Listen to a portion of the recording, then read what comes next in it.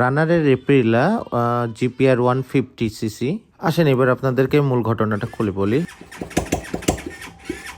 Full throttle দেওয়ার পরে যখন ছেড়ে দেওয়া যাচ্ছে 4000 আরপিএম এসে ঠাস করে বন্ধ হয়ে যাচ্ছে, এটার মূল কারণ হলো ইঞ্জিনটা সিজ করছে, অর্থাৎ পিস্টন অথবা কানেক্টিং রড জাম হয়ে গেছে, বাইকের রেডিয়েটর কাজ করে না, পানিটাকে ট্রান্সফার করবে এই ফ্যানই নেই। রেডিয়েটরের পানিগুলা দিলাম, কিছুক্ষণ চালানোর চেষ্টা করলাম, যেহেতু আমরা একদমই এটা বন্ধ থাকা গাড়িটা হাতে পাইছি। তো সেই ক্ষেত্রে আমরা যেটা করলাম, প্রথমে স্টার্ট করার চেষ্টা করলাম, সাউন্ডটা দেখার চেষ্টা করলাম যে এটার কি কি সমস্যা হতে পারে। এটা ডিসিশন নিলাম এটা ফুল ইঞ্জিন খুলে ফেলবো। তো ফুল ইঞ্জিন খুলে এবং খোলার পরে যে সমস্যাটা আমরা ফেস করি তা হলো এটার পার্টস শোরুম ছাড়া বাইরে কোথাও তেমন নেই।